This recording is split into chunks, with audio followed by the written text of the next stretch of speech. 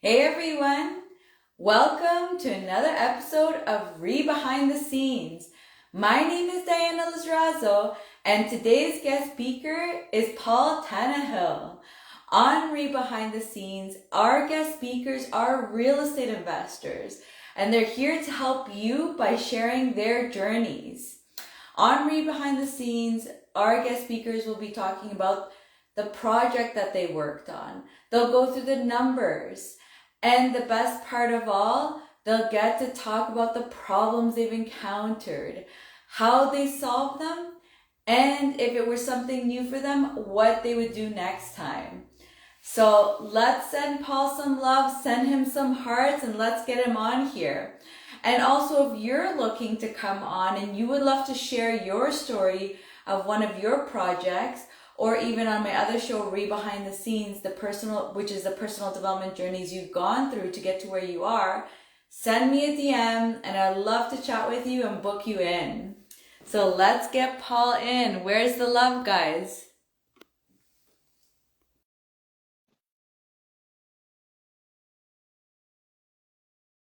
Oh, did we get him on? Oh, there we go. Hey, Paul, how are Very, you? very well, thank you. Thank you for having me here today. I've been looking forward to it. Yeah, thanks for coming on. I'm excited to hear about which project are you going to talk to us about?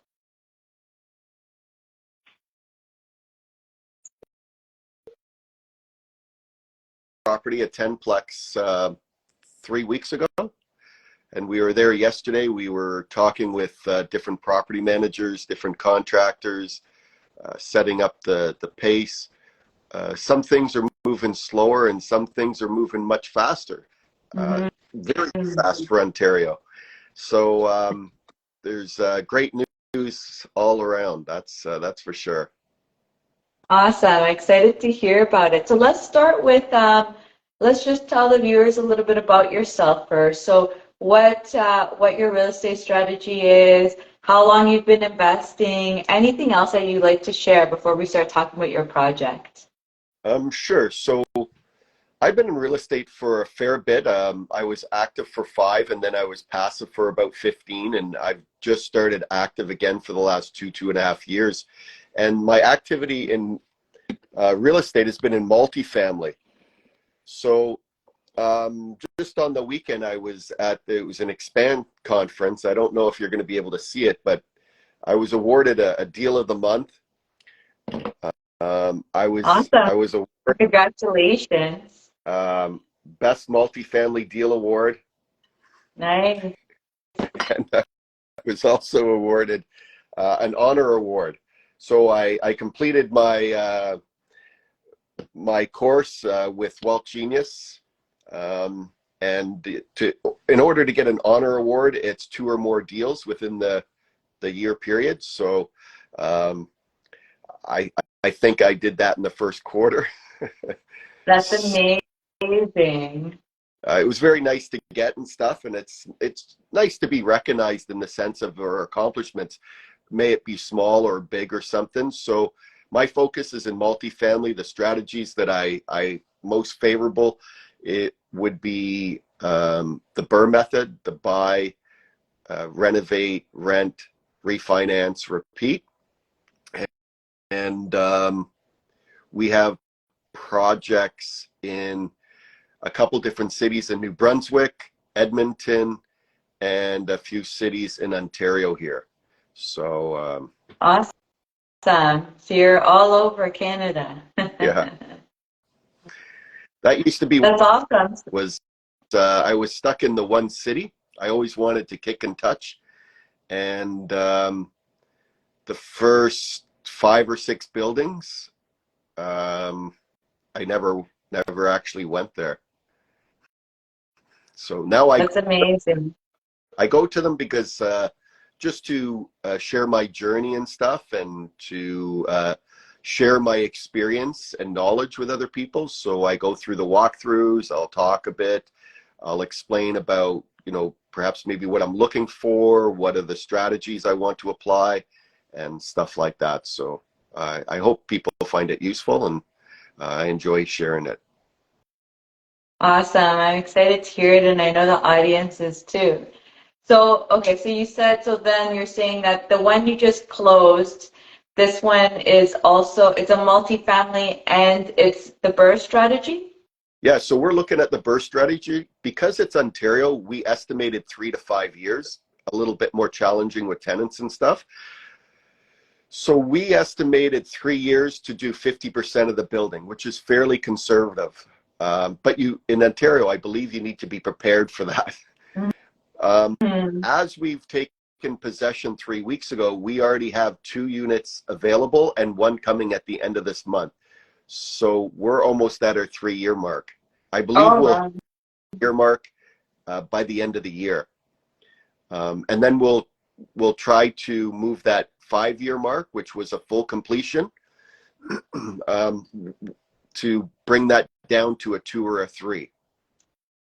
That's amazing. That's a great achievement because it is true. It's hard to get tenants out. Yeah. In Alberta, we've done the first one we did in Alberta was 14 and a half months. And then the second one was about 10 months. So Mhm. smaller buildings, 15, 23 units. But the time frame is very good, very aggressive, and very achievable. And then New Brunswick, we've done one under a year. And then the other one, we just hit the year and we're just preparing for refi. So that will be about 14 months. We'll Mhm. probably months for the refi. And those would be full BRRRRs. The one that's shy of a year, sorry, I have to correct myself. The one that's in St. John, it's a smaller unit. It was supposed to be a full BRRRR. That would be the only one that won't be a full BRRRR. We'll probably pull out half the capital and then Mhm. paid on selling it or what type of restructure we'll do with it. It lots of obstacles that happened. You know, lots of stuff, and that was sort of through the pandemic. So we had shortage of materials, we had shortage of workers, we had workers going on vacation. We had JC Materials probably going up. materials going up at the same time. Time frames got sort of thrown out, and costs were enormous of the restructuring and stuff like that. There was wiring that had to be rewired that was unexpected. There was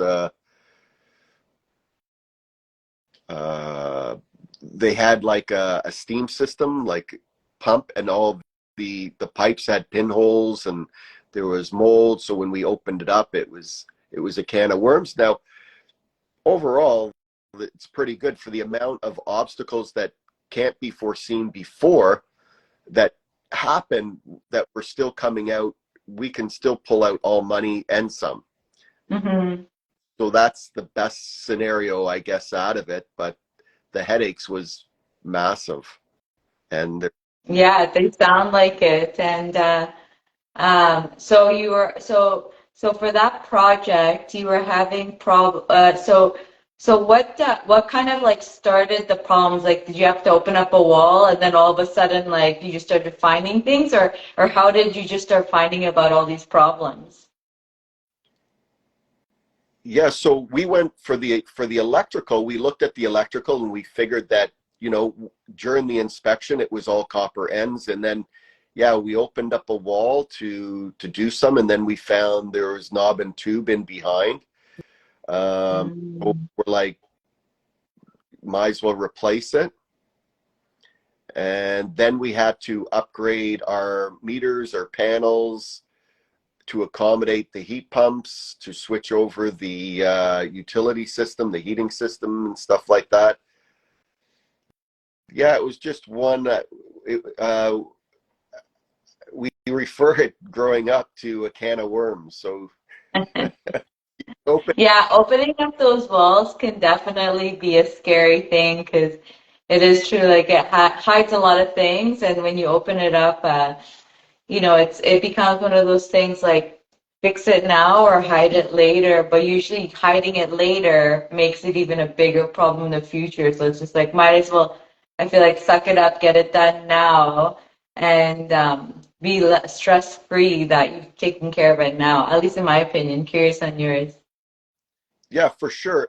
And like, there is, like, I've done many projects over the last 25, 30 years, and there is a lot of times when you open up stuff and you're just like, leave it for another day. Certain things you can, if it's asbestos in the wall. So if you've opened up a piece and there's asbestos, or you've pulled off vinyl flooring and underneath is, 8 or 9 inch tiles with possible of asbestos, you just put a new floor on top. Your plan was to rip it out, but as soon as you identify them, you're like, as long as you don't touch them, then you're good to go, right?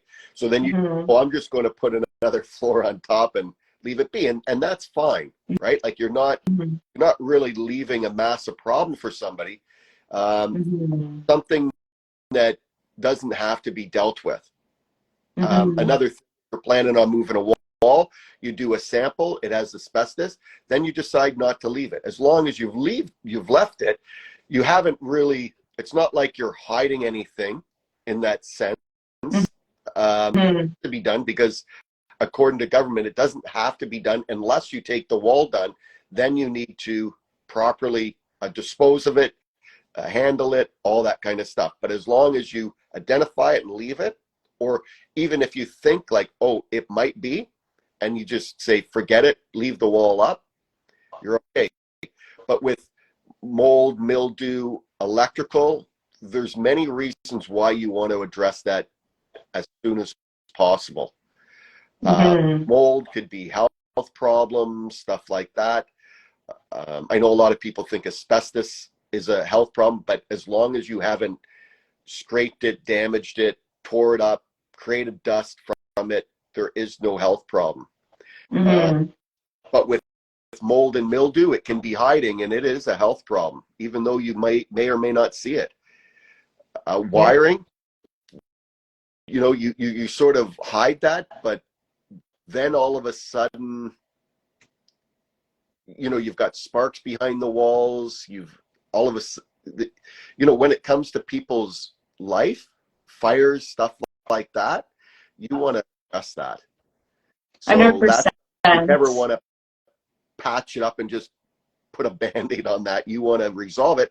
And the good thing is if you do resell it and stuff like that, you could show that you did very well due diligence in resolving issues that with a building at that age would have probably had. So they can come in with that peace of mind, knowing that you've solved those problems that Mm-hmm. open up a can of worms when they purchase it. And why would you put, like, we were redoing the unit, so we're spending $25,000-$40,000 a unit. If we didn't do it today and we had a problem a year, 3 years from now, that 40 will turn into 60 and probably into 80. So Exactly. it's a lot cheaper to resolve today, show the due diligence, show that it's been taken care of. But mismanagement, what do you do with mismanagement? Well, you fire fast and you hire slow.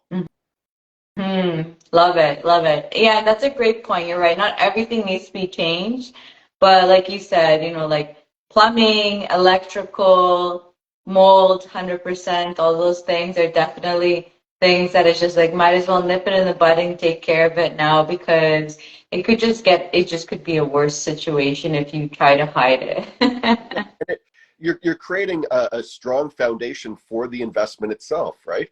You Hmm. know you've upgraded the wiring, you have proper wiring, you've removed the any water damage, and you've corrected the plumbing or whatever the case might be. That building's going to go for like 10, 15 years with very little maintenance. That's Hmm. the other thing, right? Water, you can have a bucket of water at the other end of the building, and it could just havoc to the other end of thousands of dollars of damage and what's in behind and the clean out and the replacement. But if you resolve it early, that's always best. Even though you don't like the cost, it was an unexpected cost. it's still the cheapest route. 100%.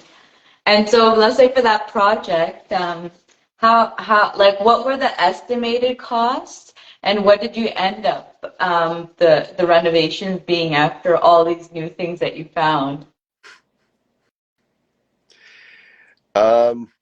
Honestly, I'm still, so for that project, we're doing a full audit. Mm. So we're looking at everything on that project, and everything has to be justifiable. I know the basic cost, you know, you've got 60 here, you've got 80 here, you've got the original 170, all these stuff, but until you run the numbers properly, you can't really say, oh, it was this, right? Mhm. So we, Oh, so right now you're in the process, okay, of auditing it yeah, to see how much it ended up being. Oh, but we okay. had another project in Bathurst, New Brunswick. Um, it was a 2-bedroom apartment, which we went to the city and we requested to turn it into 4 units. So we added 3 units to it. And that was last June. That project, we were estimating 250. We had the contractor in for 184, and we didn't add heat pumps. So with the heat pumps, it came to about just over 210. And we also added an extra washroom in the building. Mhm. Uh, Completely gutted the one, so we put in 4 brand new bathrooms, 5 brand new bathrooms, because we did an extra one for the hallway for management can use it. 4 brand new kitchens, and we did that. We're under 230,000. Oh, wow. That's it. That seems like a very good deal to get all that done in that price, to be honest. So that we're going up for refi. So we estimate that one will be 14 months. It took us, we had complications with the tenant. The tenant was supposed to move out in November, then they didn't. They moved out in December, then the contractor started in January. But now that is all rented out, it's all completed. The workmanship is excellent. The contractor that we used, definitely use them over and over again. We have a 15 brand new build that we're working with in behind on the other half of the property, because our property touches the college campus's property.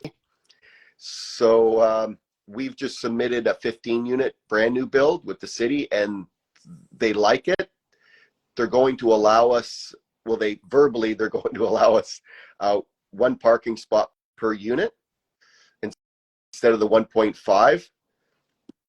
Still working on that, because 15 units is less than what I want. I was hoping, I was asking for 44. I figured I'd come out with 22, but it looks like it's 15. But This is the same piece of land and you're going to put a building, or this is another one you're talking about? this is the same one that we extended 3 units to.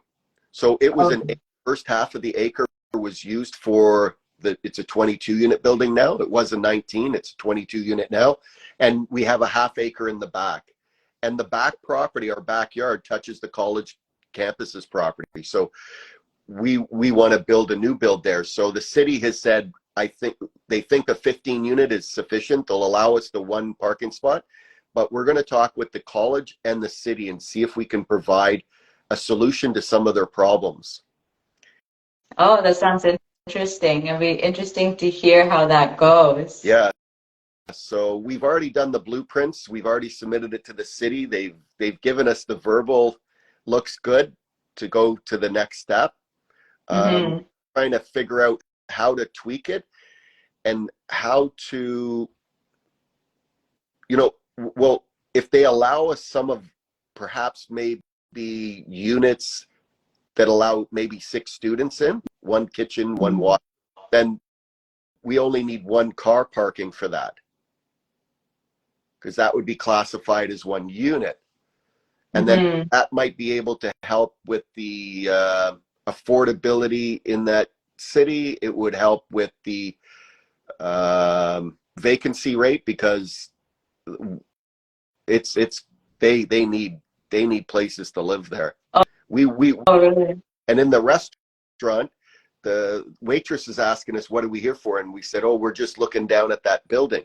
She's like, I've had an application there. I've been waiting 6 months to get in there. Oh, It's like, really? yeah, to one of our buildings. We didn't quite say it was our building, but it was a building that we were managing and overseeing, right? Mm-hmm.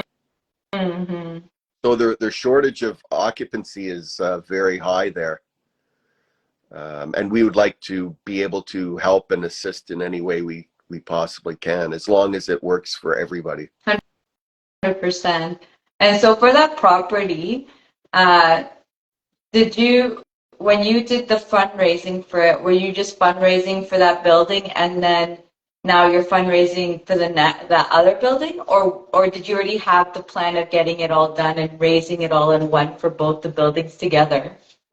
We knew from the beginning we purchased the property of a possibility, but we figured we'll focus on the main building. So now we raised just for the building and the land, and then now we're looking at, the people that partnered with us on this one, I believe are more than willing to work and partner on the other one. Now, from what I've been told from lenders and stuff, it would be good to sever the property, pay off, even if the first are still involved in the second.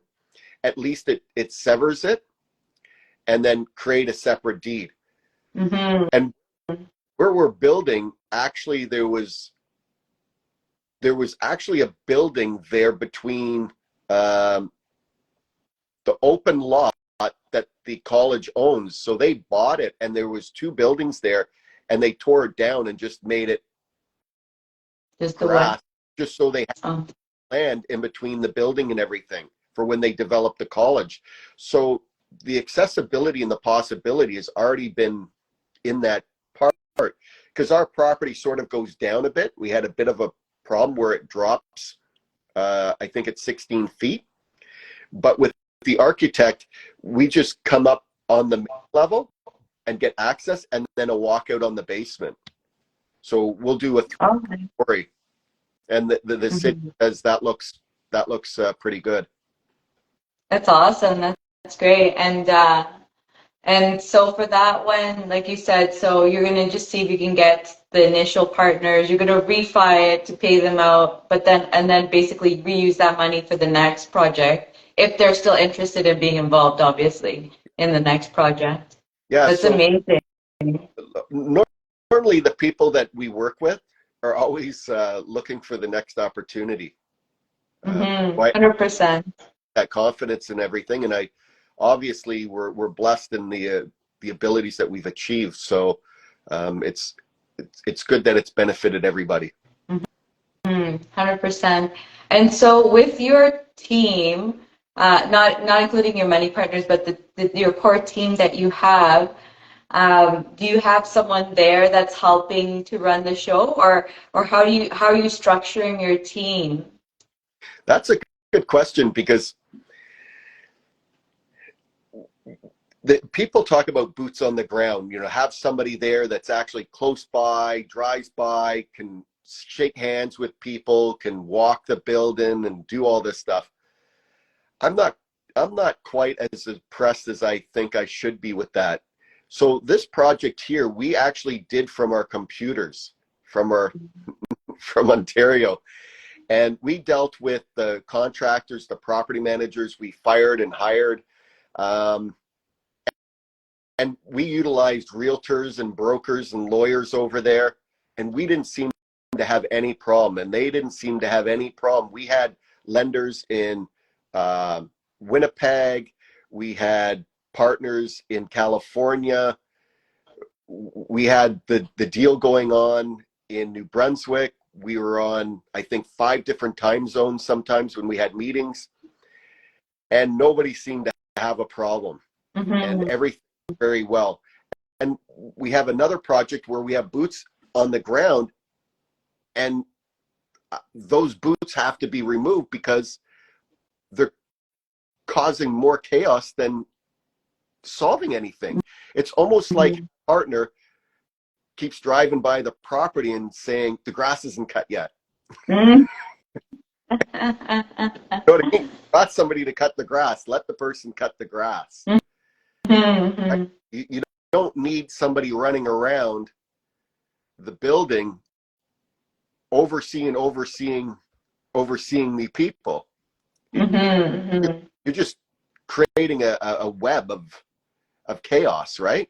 Mhm. You know, And that could also be, though, that could also be, do you think it may be the inexperience of that person being involved in investments? Because I feel like that seems like a first time type of investor type of thing. You know, they get super attached to the property and they're just like wanting to see everything that's going on with it. Whereas, like you said, you know, I feel like with certain experience, you kind of like leave it to the experts and really only take care of like the big issues that come up. What do you think? well, I think we have to hope that's the case, Mm-hmm. because if it's not, the possibilities are endless. That's true. Maybe some people are just full on micromanagers and just like have to be like overseeing every little thing. But then it's like, then you just be the property manager if that's what you want to do. So yeah, because everybody has their position. So if you're in volleyball, if you're in baseball, everybody has their position in the field or on the court. And if one person keeps jumping out of position and over trumping their other position, the game doesn't get played properly. And we don't work efficiently. So it's fun. I Hmm. played in volleyball, and I remember the tournament. I had no problem with the other team, but it was a member on my team. He was constantly in the square. You know, you've got 5 squares. He was constantly in my square. I Hmm. didn't understand what was going on. Hmm. It didn't make us efficient. Hmm. Yeah, 100%. If two people are doing the same job, that definitely doesn't help. If anything, the other side might be getting left behind because you have two people working on the same thing. Yeah, so they're seeing like there's an opportunity over there where it's being neglected, right? Hmm. Um, so yeah, everybody's got their role to play and position and everything, and it basically the key is identifying it, Hmm. right? And, Yeah. and And actually, which it sounds like also, which would be curious to hear your opinion because you've probably done now many JV partnerships. And so what are your learning experiences that you like to share? Because like that you've seen like different types of people and how they work. Like what kind of changes are you going to be doing, let's say for your next projects to improve the partnerships or improve the way you find partners, whatever way, for future projects? wow, that's a good question, because honestly speaking, every deal I have, I hold on to certain partners, and well, you're always changing partners, especially sometimes capital, right? So if you're doing a project that's 1 million, you might need 2 or 3 people, and then all of a sudden you're doing something that's 3 million. Well, you'll probably need maybe 6 to 10 people. So you're always sort of changing, and everybody's money's not necessarily rotating or coming up at the same time. So there's always opportunities. But maybe from a handful of people on each project, there's one person that you definitely want to continue with, or 1 to 3 of them. And then there perhaps maybe one, like, and I'm talking partners like property management or whatever. We had a property management we had to fire fast and replace, because of breach of trust, right? You're putting a lot of trust in these people, especially when you're sitting in a seat over here and they're completely over there, and it's not like you can just, get up and go to the grocery store in 20 minutes and be there.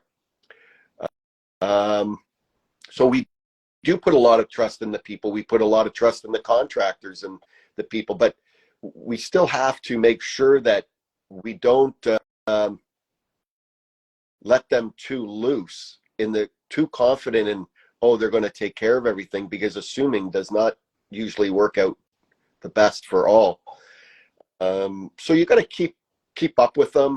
How are you? Where's your structure? And with the contractor, we've been very fortunate with a lot of the people we've worked with.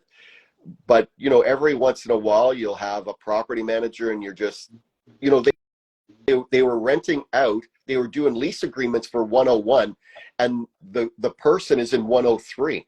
Mm-hmm. It's like, what's going on here? We have a property management that we're transferring right now. They've been running the same photos from I don't even know what unit for all the units. They don't even know what the units contain. They said that it was 8 bachelors. It's 8 one-bedrooms. They say that there's one bedroom. Well, there's only one bachelor. They don't even know the keys, and I'm just wondering how they operate. Mm-hmm. So Mm-hmm. those partners like that, you need to identify, replace, or resolve and replace Mm-hmm. as quick as possible. I have a partner where I could probably drop $1 million in his account if I had it free, and I could disappear for a year or 6 months, and I would not have a problem. Wonder where the money is. It would be identified where it was, where I put it, even if Mm-hmm. I had full access to it. And those are the partners you need. You need integrity. You need people Mm-hmm. that are going to do the right thing when times get tough. Mm-hmm. 100%. And I think also, if anything, it's also that they care about the projects. I feel like, for example, you were saying where this company just didn't even know anything about the building, and who knows how they were operating it because they don't even have the keys, is just even thinking of, are you really interested in doing property management? Because it's just like, or it could be the other way around, right? It could be like, are you just that overbooked with too many projects that you can't even, now you're missing the ball on some, right? And it's like, are you over leveraged, and you just don't have the capacity to maintain? It's also knowing when to stop too. Yeah, I think one good identification from the last 2 projects I've done is I need to identify clearer and better of people that are chasing money. Mm-hmm. I think that's part of the root of the problem. Mm-hmm. If we find people that are determined for the success of the problem, it doesn't matter what's going to somebody says, oh, that project you did, it went so smooth. I'm like, yeah, it looks like that. That was only because we resolved those problems quickly. If we, Mm-hmm. they would be just like that project you're working on. Mm-hmm. It's because it's not that we don't have problems. It's about resolving the problem. The issue is only 10%. 90% is what we do from it. If 100%. we leave a leak, it's a small problem. But well, if we identify a leak, it's usually a small problem. If we leave it, it's a massive problem. So if we don't resolve it in proper time, you're just waiting for things to happen. 100%. That's a very good point, because you just like that, like you can't just like wait on the sidelines. It's like you got to go and you said just what is it?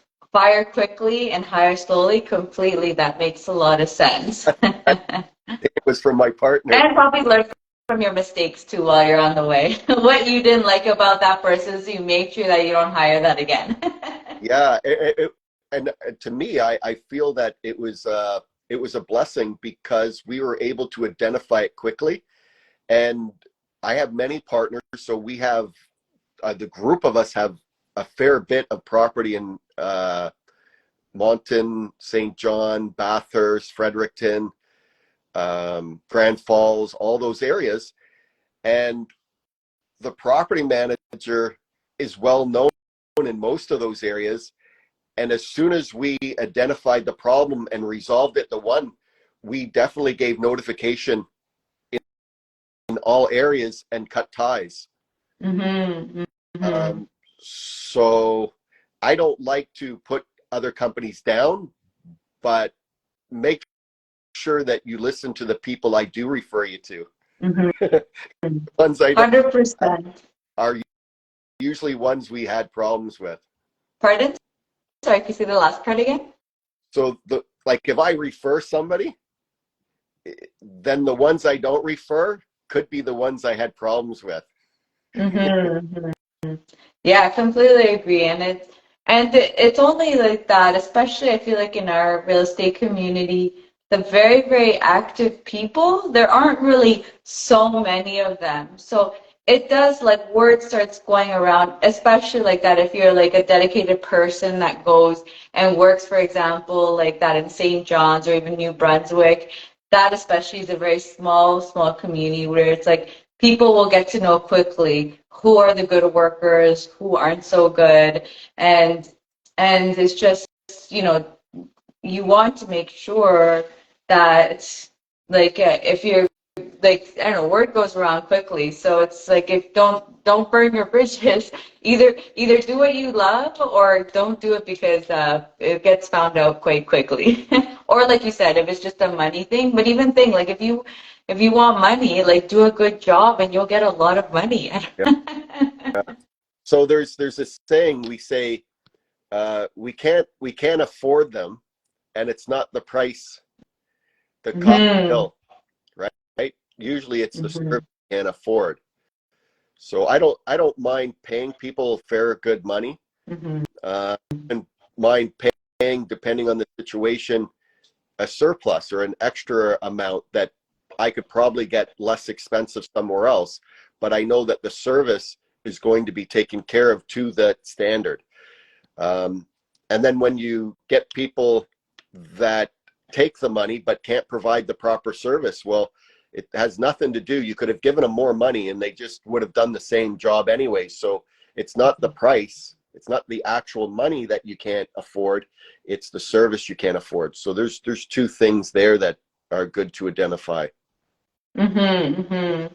And so do you have any tips for people to, like things that you've seen in the past on maybe what questions to ask if you're hiring someone new to work on one of your projects? That maybe some like point, some kind of things that you see that you're saying like, nope, not hire type of thing, or yes, hire? Particular questions. I know there's lots of lists from people that say I go off of this sheet, but I think that's quite difficult. I guess there is a base platform that you work off of. Reference is very important. Um,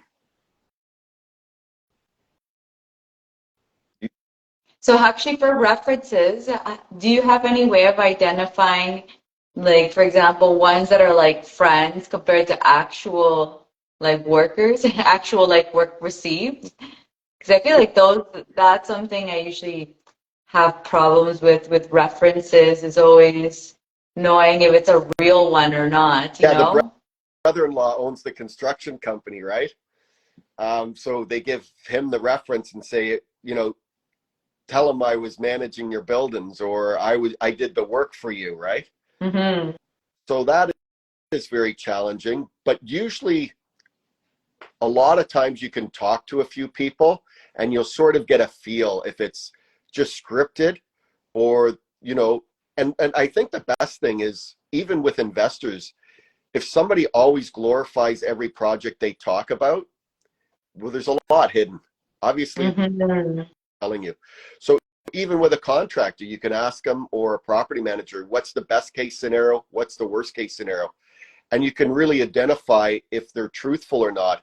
If they're hiding stuff, oh no, nothing's really going on, or I've never really had problems. You want the ones that say, I've had problems, but the key is, what did you do in that situation? 100%. Completely agree. And you're right. Or even like that, even if a project is successful, but like you said before, right? But there's always going to be problems that are encountered. And really it's more about like that at the speed that you get it done and how good you are at solving these kind of problems, like getting it done and solved. Because I'm in agreement with you. I feel like there's at least in my projects, I've been very lucky. I've had all good projects, but they've all had their amazing shares of problems. Well, yeah, like they're great projects because you resolve those problems. Mm-hmm. But if I ask you to identify them, you can still identify it. Went well because you knew what to do with it, Mm-hmm. right? And that's 100%. basically what you want on any interview. If you own a business or whatever, you want to know what's the full capacity of their capability, and then you want to know what's their challenge and how did they resolve it, or what are they doing to put in place to solve it. Mm-hmm. 100%. We had And a we so, had a we go had, on. we had a live-in nanny, and we wanted her to get her first aid certificate, and she had no interest in it. And there was good reason why we wanted her to have her first aid certificate, because she's looking after our children, and we had very young. I think one was 2 and one was a newborn. So we wanted some basic skills, and they didn't have any interest in doing that, so we could no longer employ that person. Mm-hmm. So if you don't see a solution to the problem, if you can identify a problem and you see a solution and they're not willing to resolve it, then obviously there's the disconnect. 100%. And like you said, like it's also just very good. That's a very good example actually, because if they have no interest in that, there's no point in trying to like do a workaround. It's just like basically, okay, you don't have what we need, time to find someone else. Yeah. Right? Because like that, or if anything, like forcing someone to do something, that's like the worst thing that you can do. Because are they really going to learn or do what they need to do when you're forcing them? It's just more like, you know what, better you find a job that you do want to do, and we find someone that actually wants to do the things that we need to do. Yeah. If you love what you do in life, you never work a day in your life. Completely agree. 100%. And so we spoke about the partners that you've hired on. We spoke about like money partners. But what about your working partners? What tips would you have for working partners? Working partners, Like your I active think partners. continuous learning experience. But because I've only been in multifamily, like prior to multifamily, I was property management. Then I got a property manager. I did the renovations. I didn't really have partners. I didn't have money partners. I didn't have active partners. I was pretty independent in that aspect. And it's just in multifamily that you're dealing with more people because you've got a bigger game to play and you want all the corners covered. So for me, I would have to say it's a learning experience still. I still think I'm learning each time, and I sort of adjust. Mm-hmm. I've had people where they said they would raise capital, and then as soon as the deal start, they completely disappear. Mm-hmm. I've had partners where they said that they can do something, and you can hear the echo in the chamber. So for me, I work with great people. I always, and sometimes you have to be able to compensate that, right? So if somebody says I can do this, I look at, okay, maybe they can come up with half, and I'll be prepared. Mm-hmm. Things happen in life. People sometimes family problems. Maybe it's not intent. Maybe they're like, even in a job, you go to a job and then all of a sudden somebody's ill, somebody's child's not well, they get into an accident. Like there's always occurring things. So you can't blame it on the individual either, right? It's Mm-hmm. circumstances. To say that, oh, it was written like this is the plan, and then you went out of line. Well, that's not a very good plan. Getting Mm-hmm. married, for me, getting married, it was like put everything in place, do all that you can, and then on the wedding day, just let it go. Just, go with the flow. You've done what you can, and then the rest, just allow the people to do what they can. Mm-hmm. You can't force at that time. You can't. It's just more of a natural thing, but be prepared for it, right? Mm-hmm. And So that's this a one, good point. Yeah, because especially, I think especially if you're dealing with people you've never partnered with too, and it's first times, those kind of things take time to understand. Or for example, people say they do things and then they don't. That could be, it could be like they themselves are also learning what they actually like or do not like, or what they're good at, what they're not good at. And they may say they do it, and then afterwards they're doing it, and like that, maybe they're just terrible at it and realize that that was not what they were meant to do. and I think experience. I think you open that up perfectly, where sometimes we're always new. Like even myself, I've been in real estate. I have not done any Airbnb. I have not done this. I have not done that. But I can show my report card on what I have done very well. And if somebody wants to take me for those strategies or performances, that is a perfect partnership where I look for people I want to accomplish. I look for people that have accomplished it. Mm-hmm. I know a lot of people have fancy billboards and posters, but when you ask them, what have you done? That's the report card. Mm-hmm. What have you done? 100%. That's, I don't, I'm not, I would prefer a certificate is a certificate, but somebody that has actually said, I've done this, I've done it there, I've done it here, I've done it there. That's a certificate for me. That's like Mm-hmm. key. And I think that's how I've advanced so far in such a short period of time is I've worked with some phenomenal people, like Mm-hmm. some real great experts where I don't mind sort of piggybacking and let them lead and be part of that success. Mm-hmm. Is they specialize in Airbnb or they specialize in wholesaling, specialize in BRRRR strategies. Like when Mm-hmm. even though I did a BRRRR on houses, which was one of my first, and they didn't have the BRRRR name available at that time. Even when I went to a building, I didn't have a clue at first on how do I build a BRRRR, a building, and do everything in the burn rate, and how do I juggle the rates and the different financing levels and all that kind of stuff. So I've worked with some great people, and I'm still working with great people that have achieved 10 times what I've achieved. And I think that's really what makes things very successful. And it gives me the experience that I need. I'm not really much of a book reader. Mm-hmm. I'm hands on. Let's work with somebody. Monkey see, monkey do. I'm good to go. Awesome. Awesome. And yeah, and like that, I think especially, I mean, I think this isn't everything, but in real estate, like you said, you have so much experience in real estate.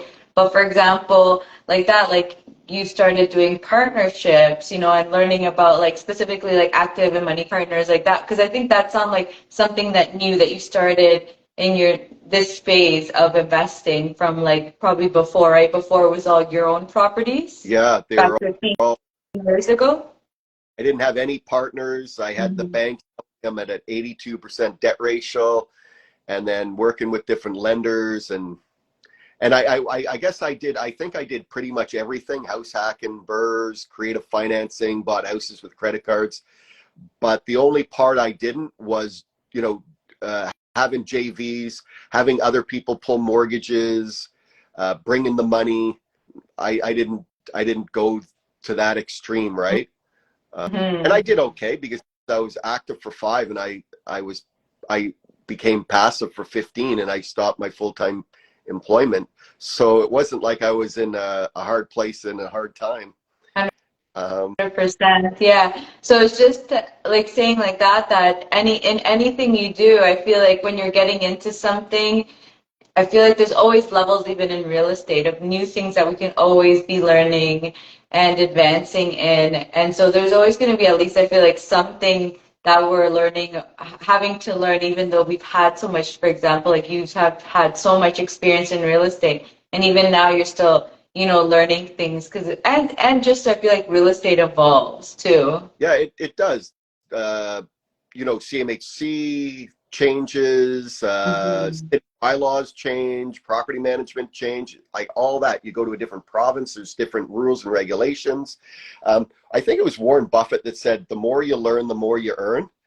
And I believe that's Mm-hmm. true in single family dwelling when you're doing everything yourself. But now in multifamily, I think it's the more we learn, the more we earn. It's Mm-hmm. more of a team sport. Uh, 100%. so Yeah. maybe I'm the Thanks for sharing all this information. I know people have gotten a lot of value from what you've shared, and it's great to see how many properties you've gotten, and especially like you said, you got the awards and how many you got done in this year alone. It's so amazing. If you guys love what you heard from Paul, he's going to be tagged on this. You'll be able to follow him and see what he's up to with his current projects, past projects, whatever he's sharing. If you guys loved what you've heard, send us some likes. Tell us what you share, any information or any questions that you have for us. We'd love to hear what you have to say. And feel free to follow me if you want to stay tuned at the shows that I'm doing too. Thank you, Paul, for coming on. It was so much fun to chat with thank you. you very much, Diane. Thank you, everyone. We'll see everyone in the next episode. Bye, everyone. Okay, bye.